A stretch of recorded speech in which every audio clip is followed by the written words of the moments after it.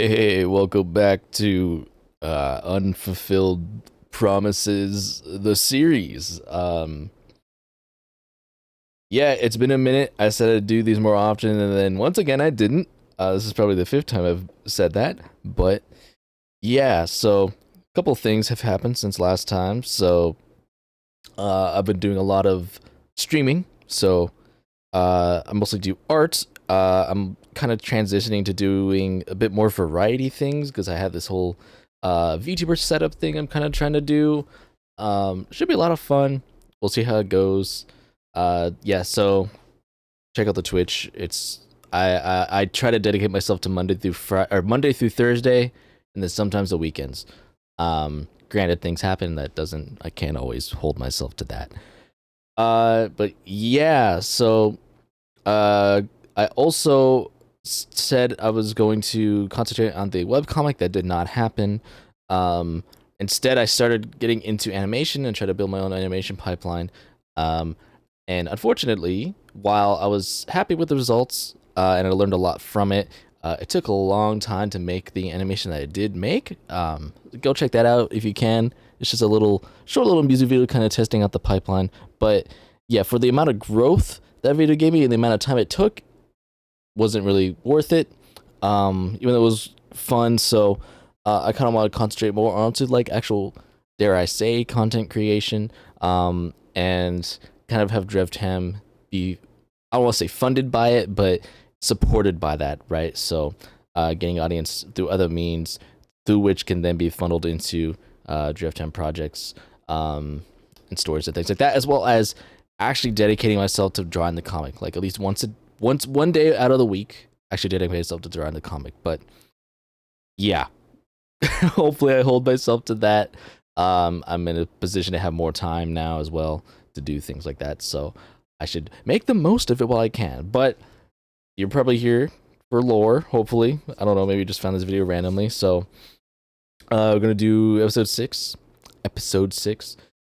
for the Drevtam lecture series. I previously talked about the Kyura, which was the ultra advanced civilization in the center of the Earth.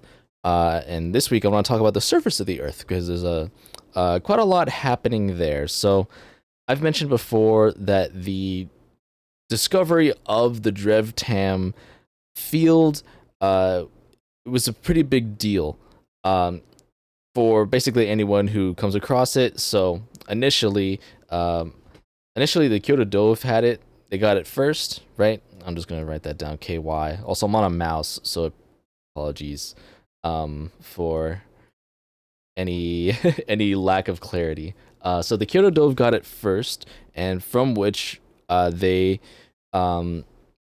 were able to build their civilization. Right, they were able to create the technology using this new energy source, this seemingly endless potential that came from this Drevtam field. However, it did come from the they only discovered it because the level ones actually handed it to them, right?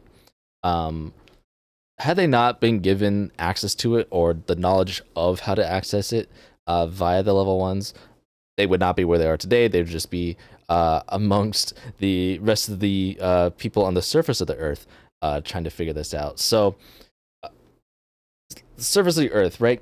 Only in the past, at least the past like 80 years or so, as far as where the quote unquote current start of the stories are.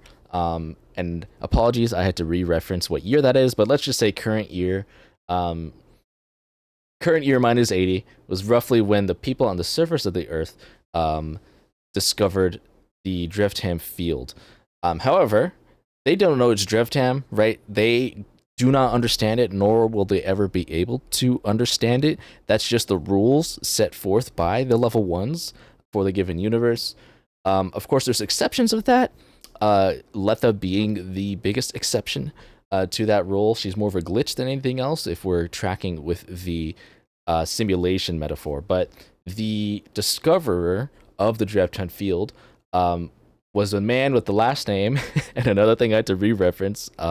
I'll try to go back and write down these first names, but The discover was by a man with the last name of Tetrial.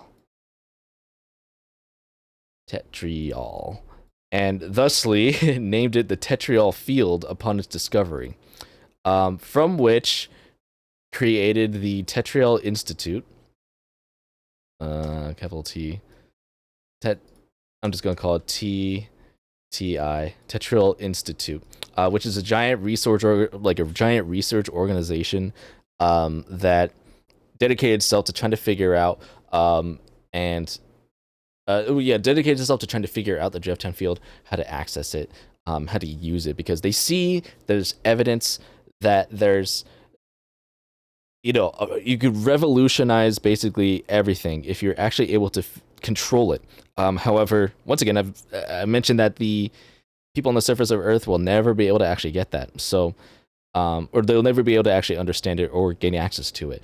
So it's very much a fruitless endeavor to try to discover this new, or not discover, but utilize and manipulate this new energy source.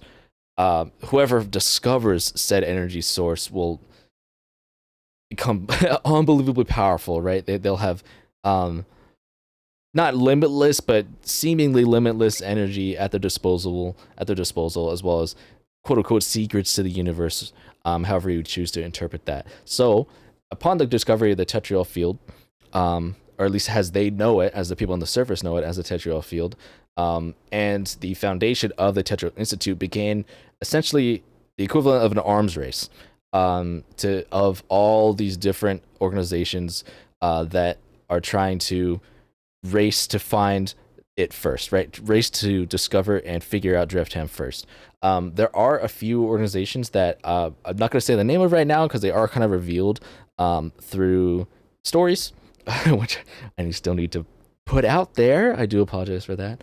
But a big thing about it is that they have no, how do you do it, right? Like, every single person has their own idea of how you actually access the Drevtam field, or their own paths that they're trying to choose to get to understanding how to access the Drevtam field. And this takes many forms. It takes forms of really unethical experimentation. It takes forms of religious zealotry and dogmatism.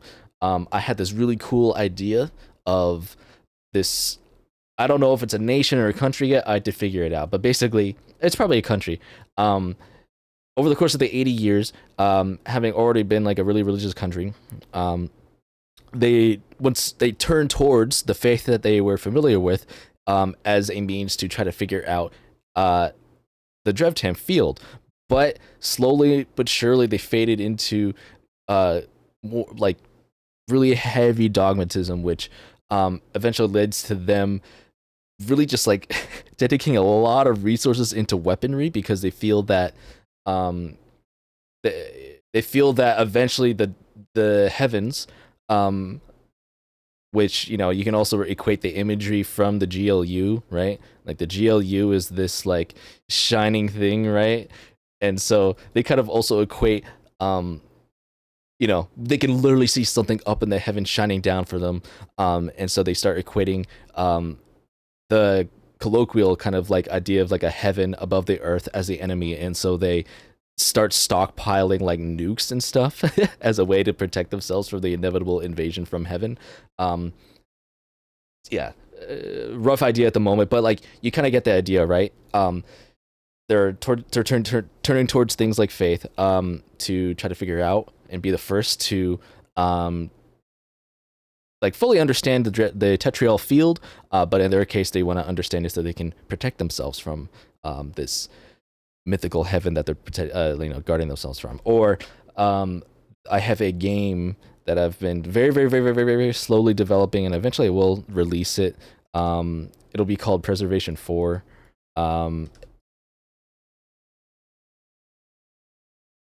Really horrible writing, but yeah, Preservation 4. It's essentially you're exploring the remnants of a essentially an experiment to try to unlock and gain access to the Drevtam field, which obviously it went wrong, and you're picking through the remains of it. Don't expect that anytime soon. it won't be very complicated. Don't expect it to be a revolutionary game as well as it's mostly just a walking simulator. Um, but yeah, overall though, like that's kind of the vibe of Earth. It's a bunch of different organizations, companies, countries, whatever you can name it, all rushing to try to figure out this Tetrial Field, which they never will. And that also serves as the kind of story device, right? That's a mechanism for stories to be told, because you can look towards each of these different organizations as their own little mini narratives, right? Like you can think about like I don't know, like Fallout, right? Like they use the vaults in Fallout to tell different stories because each of the vaults is a different experimentation. I don't want to equate.